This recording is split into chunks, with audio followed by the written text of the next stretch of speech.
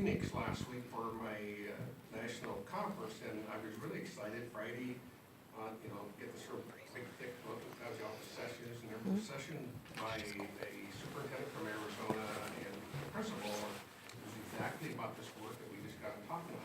Great. So I sit down and get my computer. Brenda will be proud. I didn't take notes on paper. I fired up my iPad. I was going to type notes. And here's what their plan was. P by S, tier level 1, level 2, level 3, and then sitting down and having conversations with building administrators to go over their discipline data. And I walked out of there extremely disappointed at first. And then I thought, you know what? That kind of says, we are doing some things right. And that's something that, as Dr. Lewis mentioned, OCR recognized that, we like that you're doing this, keep doing this, but it was something that this district thought this is what we're doing to address the issue that we're actually talking about. So disappointed at first, but then it kind of felt good that, maybe we are doing a few things right. I would agree with that, but then I'd say the other thing to that is that's an inward approach, and it works as long as it stays inward. We may not move the needle, so that's engaging the community with this and getting this so that it's an inside out and back in, and through that circular process, we can actually move the needle on this. So I think we can do. I think we are up to this challenge. I think this community is up to this, and we roll our sleeves up and do this. We'll do this in the true Rochester fashion. We can solve this, but we're going to have to work together.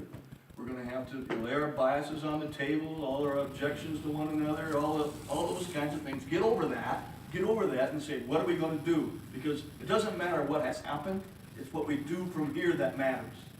It's what we do from here. And only it's going to work. And what we do together is what's going to make the difference. Not what we do as an individual teacher or just as teachers, a group of teachers or administrators and teachers, but being said, the community also engaged. People we heard from tonight, we need their engagement because they're going to be judging us anyway. So you know what? You might as well be out there and roll your sleeves up and be part of help us find the solution, because with working together we can get there. I have no doubts about that whatsoever. That when this community is up against this kind of challenge, we always rise to it. We always rise to it. And you know what? If we do that, we can attract those minority teachers in here, because we're going to build a system here that people want to be a part of. We have a really good system here. We got some systemic problems. We don't understand that. But we got I see the kids that come before us, the debate teams. I see the diversity. I see the kids doing AP. I see all this. But there's a whole group of kids that aren't part of that. So it's working for some kids, but it's not working for all kids. What we got to do is take what we got working for some kids, make it work for all. And I know we're up for this challenge, and so I hope that those barriers you saw, that you make that first meeting on March 15th, that those are front and center and become part of the conversation. Just hit that right up front so we can talk about that, because I think we've got to address those. It can't just be, easy. We got just to say we're going to take it on, recognize it, and move on. Anyway, any other comments? Yeah, Dr. Lewis, I'd like you to just briefly talk about those days in May, maybe 9th and 10th and 11th, and how maybe you're thinking about how you're planning those for different groups, and whether, to what involvement can the school board be in these meetings and discussions? So can I back up to the March ones too? Sure, Okay. absolutely. So Dr. Cruz, as I said, is coming March 14th and 15th. Is it March 15th and 16th? Anyway, of course, the one day that he's available is what day? ACT day. So we are working through that piece, but really his work in March will be working with our leadership on building that capacity, talking about what structures we currently have in our schools, and I'm really trying to give you a 2-hour presentation in 30 seconds here, but working on the barrier piece, building capacity, next steps, planning, how to involve the community and engage the community. So that's really in March. Then in May, the first day, May 9th, is actually what I'm proposing with the next agenda item, would be to have all staff. So I use, if you think about it, all of our units that we have, and I'm getting a little bit into the next phase here, if that's okay. We have some staff that work part-time. We have some staff that work not on Mondays, et cetera. So what I've worked out is a way to fund that so that we can pay everyone for the 7.25 hours that we would have there at the Civic Center. We have the funding for the Civic Center, we have, all of the speakers, all of that, so we found the funding to do that. But that's a time to really talk about and to hear them talk about and keynote the urgency behind our equity work. What are the next steps that they're seeing? What is the direction that we need to head in? And really to examine from a critical lens where we are as a district and where we need to move forward. How can we be partners in that work and talking through that? So Monday would really look like, if it was approved, that would be all staff at the Civic Center. That's the only place that we found in the city that can house all of us.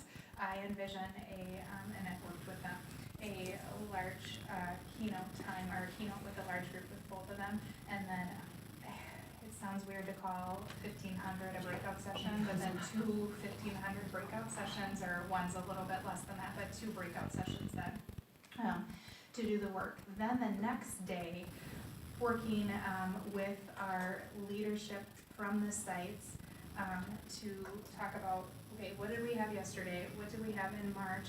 What plans can we start to talk about, examining our own personal biases, all of that work, and then the following day to have school teams as much as we can, with needing to have substitutes. Some of our staff doesn't need substitutes, to then come together to do that action planning.